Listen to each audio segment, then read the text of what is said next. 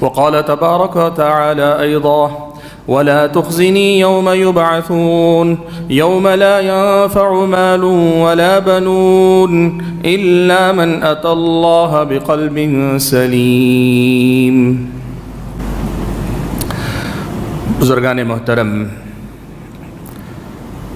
ملت اسلامیہ کے نوجوانوں اور پردہ نشین خواتین اسلام، اللہ رب ذوالجلال ہم سب کا تنہا خالق، تنہا مالک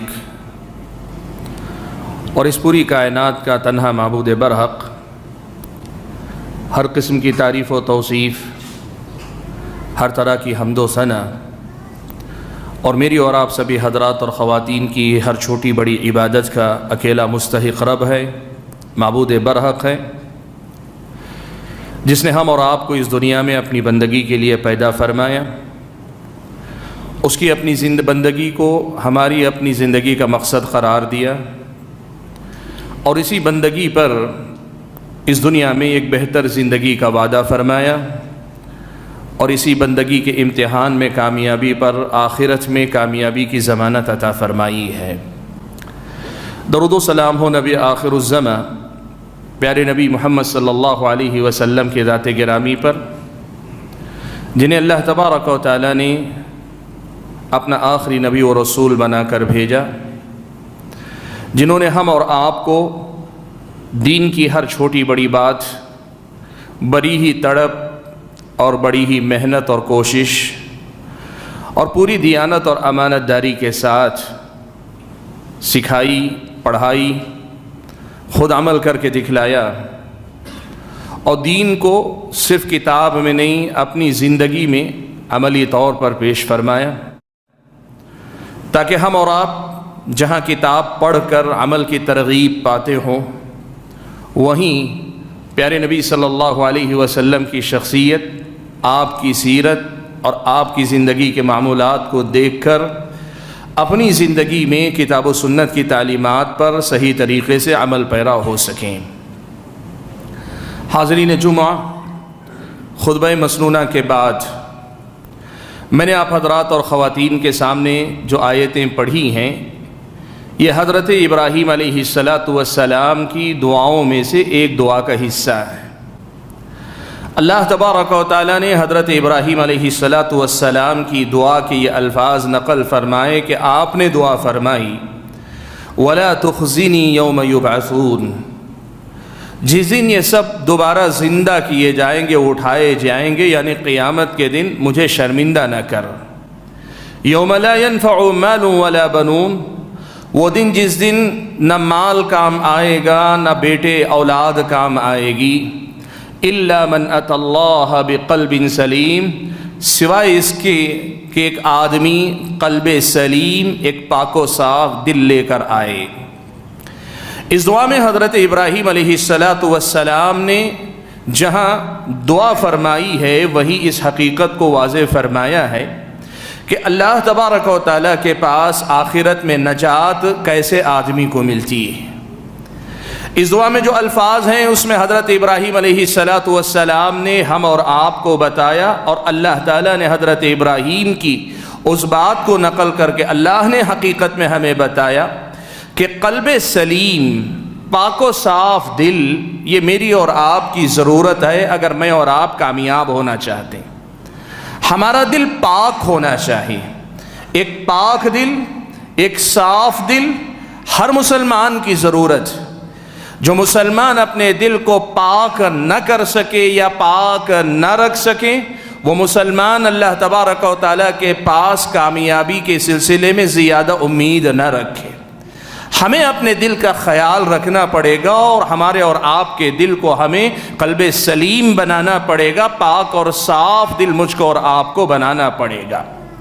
اس آیت سے جو بات ہمارے اور آپ کے سامنے واضح ہوتی ہے وہ یہ کہ دلوں کی صفائی، دل کی پاکی، یہ ہمارے اور آپ کی فکر ہونی چاہیے، ہمارے اور آپ کی ضرورت ہے۔ اس پر ہماری کامیابی کا دار و مدار اللہ تعالیٰ نے رکھا ہے، اس لیے دلوں کی پاکی کی فکر میری اور آپ کی زندگی کے معمولات میں شامل ہونا چاہیے۔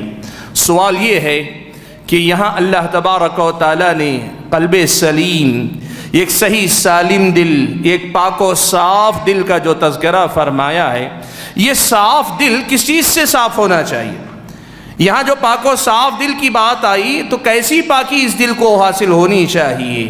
عام طور پر آپ اور ہم یہ سمجھتے ہیں کہ دل پاک ہونے کا مطلب یہ ہے کہ ایک آدمی کے دل میں برے خیالات نہیں آنے چاہیے۔ ہم یہ سمجھتے ہیں کہ ایک آدمی کے دل میں دوسروں کے لیے غلط خیالات نہیں آنے چاہیے۔ ہم یہیں تک سوچ پاتے ہیں۔ یقیناً یہ باتیں دل کی پاکی میں داخل ہیں۔ دل کو قلب سلیم بننے کے لیے ان تمام چیزوں سے بھی پاک ہونا ہے، لیکن کیا قرآن و سنت میں جسے قلب سلیم کہا گیا ہے اس سے مراد صرف یہی ہے کہ ہمارے دل میں برے خیالات نہ آئیں؟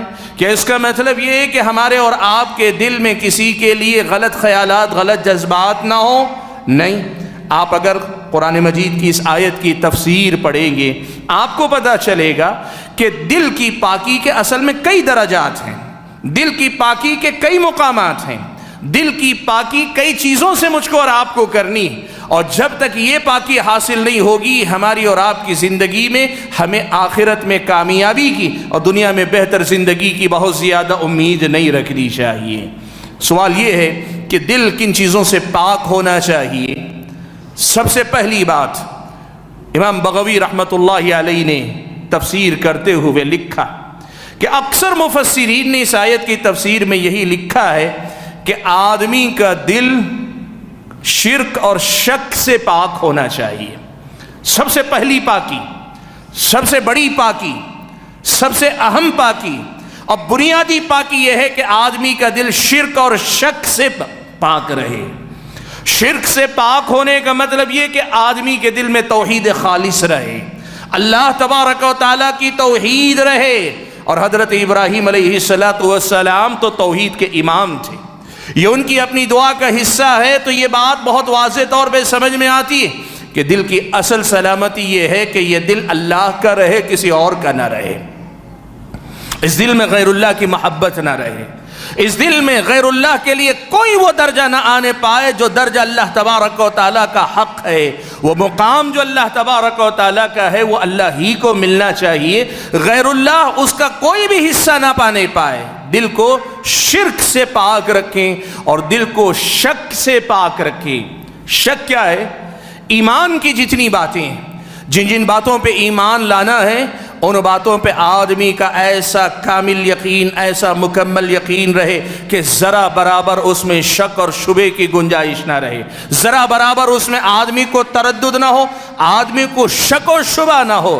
جو بات قرآن میں اللہ نے بتا دی، جو بات حدیث رسول میں رسول اکرم صلی اللہ علیہ وسلم نے بتا دی، جو بات دین کی ثابت ہو گئی، اس میں کسی قسم کا شک نہ آنے پائے۔ آج کا دور اگر آپ سوشل میڈیا پہ دیکھیں گے تو شکوک و شبہات کے پھیلانے کا دور ہے۔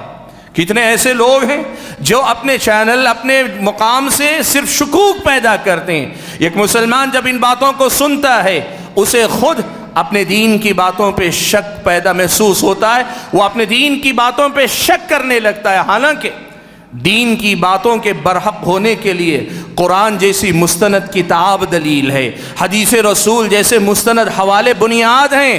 یہ کوئی ہوائی خیالات نہیں ہیں کہ کسی نے اعتراض کیا تو آدمی شک و شبے میں مبتلا ہو جائے۔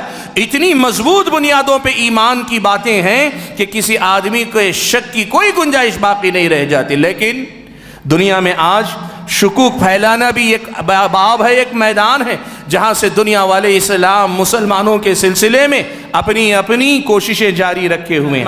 آج کا اپنے دل کو اگر پاک رکھنا چاہتا ہے سب سے پہلے تو اسے شکوک و شبہات سے دور رہنا چاہیے، اور اگر اللہ نہ کرے کوئی شک اور شبہ خود بخود اس کے کانوں میں آ جاتا ہے، کسی نے سنا دیا، کہیں غلطی سے کان میں پڑ گیا، تب بھی اس شک اور شبہ کے سلسلے میں اپنے دل میں کوئی جگہ نہ رکھے، یقین کی دولت پر اپنے آپ کو قائم رکھے۔ تو دل کی پاکی کا پہلا درجہ یہ ہے کہ بندہ شرک سے پاک ہو، بندہ شک اور شبہ سے پاک ہو، یعنی بندے کی توحید بھی پوری خالص رہے، بندے کا ایمان بھی پورا مکمل رہے۔ یہ اصل میں دل کی پاکی کا پہلا درجہ ہے۔ آج ہم اور آپ یہ دیکھیں کہ ہمارے اور آپ کے دل کیا واقعی معنوں میں شرک اور شرک کے متعلقات سے پاک ہیں؟ کیا میرا اور آپ کا دل شکوک و شبہات سے پاک ہے؟ اگر پاک ہے تو آپ یوں سمجھیے کہ ہم نے اپنے دل کی سلامتی کی فکر کی، اور ہم نے اور آپ نے ایک درجہ، بنیادی جو درجہ ہے اسے ہم نے پا لیا ہے۔ دوسرا درجہ جو اسلام ہم اور آپ کو بتاتا ہے کہ میرا اور آپ کا دل پاک ہونا چاہیے۔ کس چیز سے پاک ہونا چاہیے؟ بدعتوں کی محبت سے پاک ہونا چاہیے۔ شرک اور کفر کے بعد اس دنیا کے اندر دین کے نام پہ کیے جانے والے وہ کام جن کی بنیاد دین میں نہ ہو، دین کے نام پہ کیے جانے والے وہ کام جن کی دلیل دین میں نہ ہو، وہ بدعت قرار پاتی ہیں۔ آدمی ثواب مان کر، ثواب سمجھ کر کچھ کام کرتا ہے، حالانکہ اس کے ثواب کا کام ہونے کا کوئی ثبوت کتاب و سنت میں نہ ہو، تو پھر ایسی بدعت سے آدمی کو دور ہونا چاہیے۔ اور آدمی کے دور ہونے کے لیے ضروری ہے کہ وہ بندہ بدعتوں سے اپنے دل کو پاک کرے۔ سب سے پہلے آپ اور میں آج ہمارے سماج میں دیکھیں، ایک بہت بڑی سچائی ہے، سنتوں کو اتنے اہتمام سے لوگ نہیں مناتے جتنے بدعتوں کے لیے اہتمام کرتے ہیں۔ آپ دیکھ لیں، ابھی ذی الحجہ کا مہینہ ختم ہونے جا رہا ہے، محرم کا مہینہ شروع ہوگا، پھر آپ دیکھیے ایسے معلوم ہوتا ہے رمضان کوئی چیز نہیں، عید الاضحیٰ کوئی چیز نہیں، پیارے نبی صلی اللہ علیہ وسلم کی عظیم عظیم سنتیں کوئی چیز نہیں، یہ جتنی بدعتیں سماج میں ہیں لگتا یہی دین ہے ان کی نظر میں۔ سبحان اللہ۔ بھائیو، بدعتوں کے سلسلے میں اتنی محبت اور سنت کے سلسلے میں اتنی بے نیازی، بدعتوں سے اتنا لگاؤ اور سنتوں سے اس قدر زیادہ دوری۔ یاد رکھنا، جب تک ایک آدمی اپنے دل کو بدعتوں کی محبت سے پاک نہیں کرے گا، اس آدمی کا دل قلب سلیم نہیں بنے گا، اور دل اگر قلب سلیم نہیں بنتا تو روز قیامت نجات کی امید بھی آدمی کو نہیں رکھنی چاہیے۔ آپ اور ہم یہ بات یاد رکھیں، بدعتوں سے پاک جو دل ہوتا ہے وہ قلب سلیم ہوتا ہے۔ دوسرا درجہ یہ ہے کہ ایک آدمی بدعتوں کی محبت سے پاک کرے اپنے دل کو، اور اپنے دل میں سنت کی محبت کو عام کرے، اپنے دل میں سنت کی محبت کو بٹھائے۔ یہ جو بدعتوں کا رواج ہے، یاد رکھیں بدعتیں سماج میں کم ہوتی ہیں، اصل میں لوگوں کے دل و دماغ میں ہوتی ہیں۔ سماج میں بدعتوں کا خاتمہ کب ہوگا؟ جب آدمی اپنے دل و دماغ سے بدعتوں کو نکال باہر کرے گا۔ ہمارے سماج میں لوگوں کا معاملہ یہ ہے کہ لوگوں نے اسے کسی بھی حوالے سے، چاہے دین سمجھ کر یا اپنے مسلک کی عصبیت میں یا اپنے آباء و اجداد کے طریقے کے نام پر، یا پھر ان بدعتوں سے ان کے سیاسی فائدے ملتے ہیں، یا ان بدعتوں کے حوالے سے سماج میں ان کو پہچان ملتی ہے، ایسے اسباب کچھ بھی ہوں گے، ان اسباب کے چلتے لوگوں نے بدعتوں کو اپنے دل میں ایسے بٹھا کے رکھا ہے، وہ سب چھوڑ سکتے ہیں لیکن بدعتوں سے باز نہیں آ سکتے۔ کیا ہوگا؟ دنیا ختم ہو جائے گی، یہ بدعتیں آخرت میں بھی تمہارے ساتھ جائیں گی، تمہارا دل پھر اللہ کے پاس قلب سلیم نہیں ہوگا، تم پاک دل لے کر اللہ کے پاس جانے والے نہیں بنو گے اگر بدعتوں کی محبت اور بدعتوں سے ایسا رشتہ تمہارے دلوں کے اندر ہے۔ اللہ کے پاس جانا ہے، کفر و شرک کے بعد دوسرے نمبر پر اپنے دل کو بدعتوں سے پاک کرو، اور بدعتوں سے پاک کرو گے تبھی جا کے تمہارا دل قلب سلیم قرار پائے گا۔ حاضرین گرامی، مجھ کو اور آپ کو اصل جو دل کی پاکی حاصل کرنی ہے، اصل پاکی یہی ہے کہ شرک سے پاک ہو، شکوک و شبہات سے پاک ہو، اور بدعات کی محبت سے پاک ہو۔ امام بغوی رحمۃ اللہ علیہ نے آیت کی یہ تفسیر کرنے کے بعد ایک بڑی پتے کی بات لکھی، کہتے ہیں اصل پاکی یہی ہے، باقی گناہوں کا جہاں تک مسئلہ انسان سے گناہ ہوتے ہیں، اگر وہ گندگی انسان کے اندر ہوتی ہے تو اتنا نقصان نہیں، اصل پاکی یہی ہے کہ بندہ شرک اور شک سے پاک ہو اور بندہ بدعتوں سے پاک ہو، اصل پاکی یہی ہے۔ سبحان اللہ۔ آج آپ سوچیں، آدمی ایک دوسرے کو کہتا ہے بھائی دل بہت صاف ہونا چاہیے، کس سے؟ کسی کے لیے دشمنی نہیں ہونی چاہیے، کسی کے لیے دل میں کسی قسم کا غلط جذبہ نہیں ہونا چاہیے۔ یاد رکھو، یہ ساری باتیں بعد میں آتی ہیں، یہ جو لوگوں کے لیے دل کو پاک رکھنے کی بات ہے یہ بعد میں آتی ہیں۔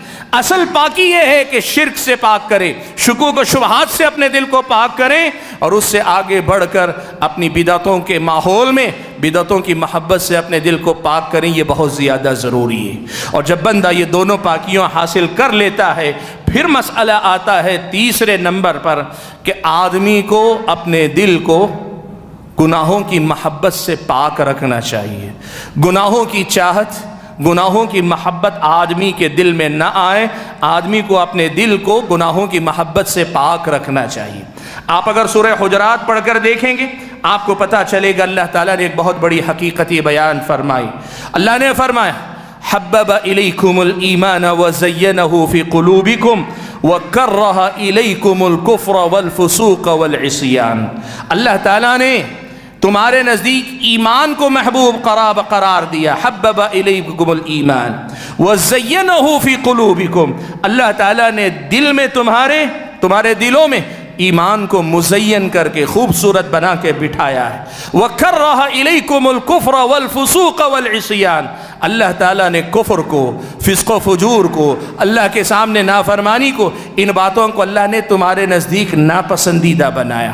ایک بچہ جب اس دنیا میں آتا ہے نا، اللہ تعالیٰ فطری طور پر اسے ایمان اور ایمان کی ساری باتوں سے محبت کرنے والا، کفر، بے دینی، اللہ کی نافرمانی کی ساری باتوں سے نفرت کرنے والا بنا کر اللہ دنیا میں بھیجتا ہے۔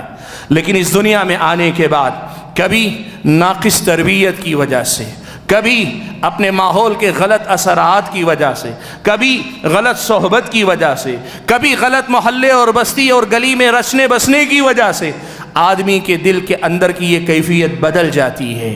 پھر ہوتا یہ ہے کہ وہ ایمان جسے اللہ نے محبوب بنا کے رکھا تھا، اس ایمان کو آدمی بوجھ محسوس کرنے لگتا ہے، اور وہ گناہ، وہ کفر اور نافرمانی کی باتیں جنہیں اللہ نے مکروہ اور ناپسندیدہ بنایا تھا، آدمی ان سے محبت کرنے لگتا ہے۔ آج آپ دیکھیں، ہم کسی اور کی نہ بات کریں، اپنی زندگی میں دیکھیں کتنی ایسی باتیں ہیں جو ہم جانتے ہیں گناہ کی ہیں لیکن ہمیں اچھی لگتی ہیں، کتنی ایسی باتیں ہیں جو گناہ کی ہیں لیکن ہمارے نوجوان کو اچھی لگتی ہیں، ہمارے سماج کے ایک عام انسان کو وہ باتیں اچھی لگتی ہیں، معلوم ہے گناہ ہے لیکن پھر بھی آدمی ان کو پسند کرتا ہے۔ سبحان اللہ، اللہ تبارک و تعالیٰ نے یہ جو بات رکھی ہے کہ اللہ تعالیٰ نے اسے مکروہ قرار دیا، فطرت اسلام پہ پیدا کیا، پھر اسلامی تعلیمات کے ذریعے ان کو مکروہ قرار دیا، آدمی ناقص تربیت یا دیگر وجوہات کی وجہ سے برائیوں کو پسند کرنے لگتا ہے، نیکیاں اس پہ بھاری پڑنے لگتی ہیں۔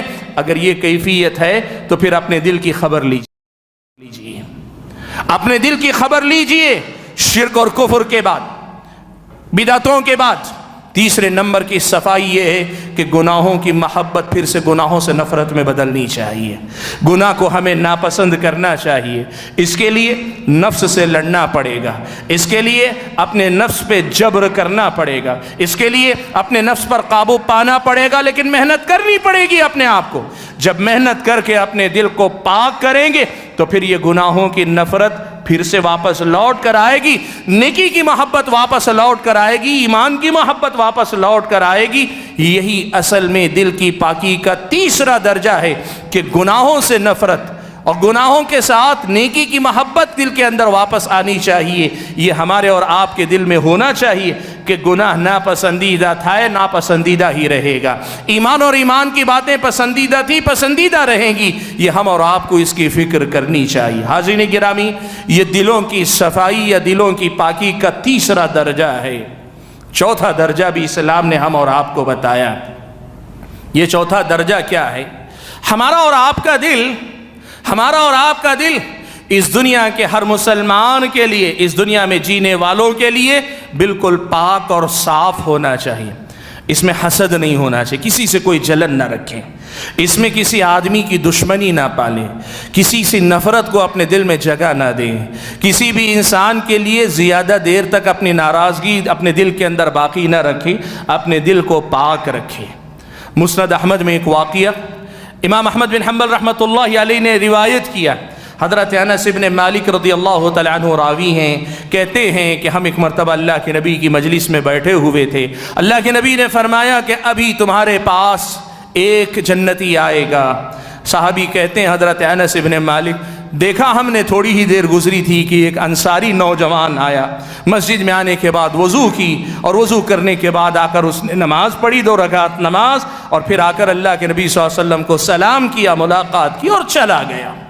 پھر اللہ کے نبی صلی اللہ علیہ وسلم نے ایک دوسرے دن بھی کہا کہ تمہارے پاس جنتی آئے گا، ابھی ایک جنتی آنے والا ہے۔ صحابی حضرت انس فرماتے ہیں ہم نے دیکھا وہی انصاری نوجوان پھر نکل کر آئے، وضو کر کے آئے، 2 رکعت نماز پڑھی، اللہ کے نبی سے ملاقات کی اور واپس لوٹ گئے۔ ایسا ہی تیسری مرتبہ بھی اللہ کے نبی نے ایک بار کہا، ہم نے دیکھا وہی نوجوان نکل کر آیا، وہی معمول اس کا کہ نماز پڑھتا ہے، اللہ کے نبی سے ملاقات کرتا ہے، چلا جاتا ہے۔ یہ تین مرتبہ اللہ کے نبی کی جنت کی بشارت، اور تینوں مرتبہ ایک نوجوان کا نکل کر آنا۔ اللہ کے نبی کی مجلس میں موجود صحابہ کو تعجب ہوا کہ ایسا خوش قسمت انسان کون ہے، ایسی کیا نیکی ہے کہ اس آدمی کو اللہ کے نبی نے 3 مرتبہ جنتی ہونے کی بشارت عطا فرمائی۔ فرماتے ہیں حضرت انس کہ حضرت عبداللہ ابن عمرو ابن عاص رضی اللہ تعالیٰ عنہ چلے گئے اس نوجوان کے پاس اور اس سے کہا کہ دیکھو میں تمہارے پاس رکنا چاہتا ہوں۔ ایک سبب بتایا، ایک بہانہ کیا اور اس کے ساتھ رہ گئے۔ جب اس کے ساتھ رہے 3 دن تک اس کے پاس وقت گزارا اور دیکھتے رہے کہ صبح سے شام تک اس کے معمولات کیا ہے، صبح سے شام تک یہ کیا نیکیاں کرتا ہے، وہ دیکھنا چاہتے ہیں وہ کون سی نیکی ہے کہ جس نیکی کے بدلے میں اتنی بڑی خوشخبری اللہ کے نبی نے دی۔ حضرت عبداللہ ابن عمرو ابن عاص 3 دن 3 رات اس کے ساتھ گزارتے ہیں، دیکھتے یہ ہیں کہ کوئی خاص اضافی عمل نہیں، زائد عمل نہیں، وہ جو ایک مسلمان کے واجبات ہیں، وہ جو ایک مسلمان کے عام معمولات ہیں، وہی عام سی زندگی ہے۔ حضرت عبداللہ ابن عمرو ابن عاص نے پھر اس صحابی سے پوچھا، انصاری صحابی سے، کہ دیکھو میں تمہارے پاس اصل میں اللہ کے نبی کی اس خوشخبری کے پیچھے موجود راز کو سمجھنے کے لیے آیا تھا۔ میں نے جو دیکھا تمہارے اعمال، کیا ان کے علاوہ ایسی بھی کوئی نیکی ہے جو میں نہیں دیکھ سکا اور پھر بھی تم وہ نیکی کرتے ہو؟ اس صحابی نے کہا نہیں، جو آپ نے دیکھا میری زندگی یہی ہے، میری زندگی کے معمولات یہی ہیں جو آپ نے دیکھا، یہ اس سے علاوہ آپ کی نظروں سے بچ کر کوئی نیکی کوئی عمل میں نہیں کر رہا ہوں، یہی میرا معمول ہے۔ لیکن ایک بات میری اپنی زندگی میں ہے، وہ کیا ہے؟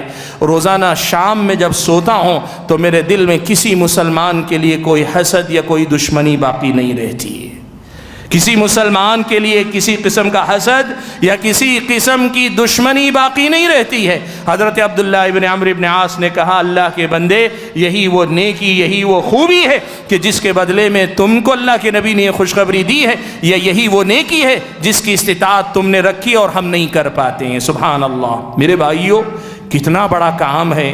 یقیناً آپ کو میں بتانا چاہوں گا، دیکھیں لوگوں کے لیے اپنے دل کو پاک رکھنا 2 درجے اس کے ہوتے ہیں۔ پہلا درجہ یہ ہے کہ ایک مسلمان کی حیثیت سے میں آپ سب کے لیے خیر خواہ بن کر رہا ہوں، میرے دل میں آپ سب کے لیے کوئی حسد نہیں، کوئی دشمنی نہیں، کوئی ناراضگی نہیں۔ یہ درجہ مسلمان کو پیدا کرنا چاہیے، اور یہ درجہ بہت آسانی سے پیدا ہو سکتا ہے اگر آپ دنیا کی محبت سے اپنے آپ کو آزاد کر لیں۔ دنیا والوں سے آدمی دشمنی، حسد، جلن دنیا کی وجہ سے کرتا ہے، اور دنیا کی بیجا محبت سے اپنے آپ کو پاک کر لو گے، ساری دنیا والوں کے حسد سے نکل جاؤ گے، سارے لوگوں کی دشمنی سے اپنے دل کو پاک رکھ لو گے۔ انسان سے حسد کرتا ہے، جلتا ہے اس دنیا کی خاطر، انسان سے دشمنی کرتا ہے اس دنیا کی خاطر۔ اگر میری اور آپ کی نظر میں اس دنیا کی کوئی وقت نہ رہے، کوئی حیثیت نہ رہے، یقین مانے اللہ کے فضل و کرم کے بعد ہم اس پہلے مرحلے میں اپنے دل کو پاک کر لیں گے۔ ہمارے دل میں سب کے لیے محبت، سب کے لیے خلوص، سب کے لیے خیر خواہی، سب کے لیے نیک جذبات، سب کے لیے بھلائی کا جذبہ، سب کے ساتھ احسان، سب کے لیے ایثار، سب کے لیے قربانی کا ایک جذبہ خود بخود آئے گا۔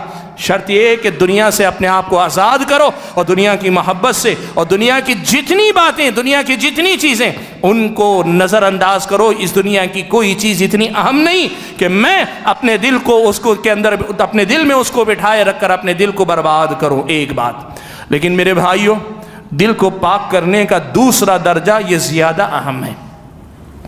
یہ ہوتا ہے جس نے مجھے برا بلا کہا، جس نے مجھے گالی دی، جس نے مجھے کبھی نقصان پہنچایا، جس نے کبھی مجھے تکلیف دی، اس کو معاف کر کے اپنے دل کو پاک کرنا، اپنے دل کو اپنے دشمن، اپنے بدخواہوں کی دشمنی سے پاک کرنا۔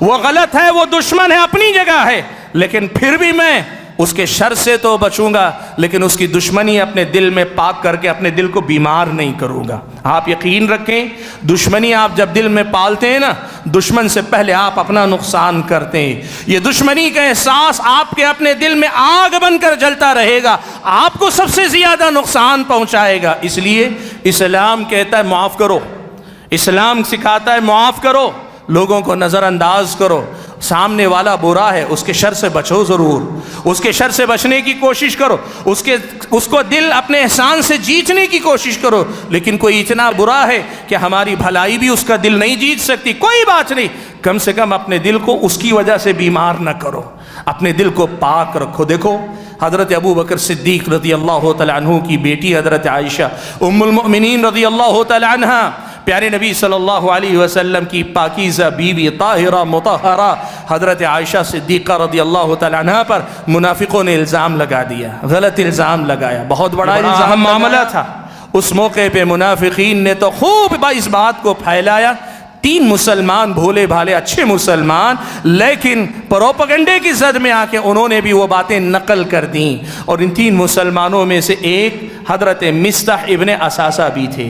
یہ حضرت ابو بکر صدیق کے قریبی رشتہ دار ہیں، اور قریبی رشتہ دار ہونے کے ساتھ مہاجر ہیں، اللہ کی راہ میں ہجرت کر کے آئے، اور تیسری بات یہ کہ فقیر و مسکین ہیں، اور ایسے ہیں کہ فقیر و مسکین اور رشتہ دار ہونے کی وجہ سے حضرت ابو بکر صدیق ان کے کھانے پانی کے دانے پانی کا انتظام کر دیں، ان کے اخراجات کی ذمہ داری حضرت ابو بکر نے لی ہوئی ہے۔ آپ اور میں اپنے آپ کو حضرت ابو بکر صدیق کی جگہ پہ تھوڑی دیر کے لیے واقعے میں رکھ کر دیکھیں، آپ کی میری بیٹی پہ اگر کوئی اتنا بڑا الزام لگا دے تو کیا ہوگا؟ اور الزام لگانے والا بھی کوئی اور نہیں، اپنا ہے، اپنے خاندان کا ہے، اور اتنا ہی نہیں، ہمارے اپنے پیسے پہ پل رہا ہے، مجھے معاف کیجیے اس لفظ کے لیے، صحابی کے لیے مناسب نہیں لگتا، لیکن سماج میں اس کی نزاکت کو بتانے کے لیے کہ ان کے اخراجات حضرت ابو بکر صدیق ادا کرتے ہیں، اور وہ حضرت عائشہ صدیقہ پہ لگے الزام کو پھیلانے میں شامل ہو جاتے ہیں۔ کتنی تکلیف حضرت ابو بکر صدیق کو ہوئی ہوگی آپ اندازہ لگا سکتے ہیں۔ قسم کھا لی حضرت ابو بکر صدیق نے کہ اللہ کی قسم آج کے بعد مصطح ابن اساسہ کا دانا پانی میری طرف سے بند ہے۔ قرآن مجید میں اللہ تعالیٰ نے سورہ نور میں آیت اتاری، کہا وَلَا يَأْتَلِ أُولُو الْفَضْلِ مِنْكُمْ وَالسَّعَةِ أَن يُؤْتُوا أُولِي الْقُرْبَى وَالْمَسَاكِينِ وَالْمُهَاجِرِينَ فِي سَبِيلِ اللَّهِ۔ اللہ نے فرمایا تم میں سے جو فضیلت والے ہیں یا تم میں سے جو مالدار ہیں ان کو ایسی قسم نہیں کھانی چاہیے کہ وہ مہاجرین پر، مسکینوں پر، قرابت داروں پہ، تینوں خصوصیتیں حضرت مصطح میں ہیں، ان پہ خرچ نہیں کریں گے، ایسی قسم ان کو نہیں کھانی چاہیے۔ نام نہیں لیا، اللہ نے ایسے انداز میں کہا، پھر آگے اللہ نے کہا وَلْيَعْفُوا وَلْيَصْفَحُوا، ان کو چاہیے کہ وہ معاف کر دیں، درگزر کرے۔ أَلَا تُحِبُّونَ أَن يَغْفِرَ اللَّهُ لَكُمْ، کیا تم یہ نہیں چاہتے کہ اللہ تمہیں معاف کرے؟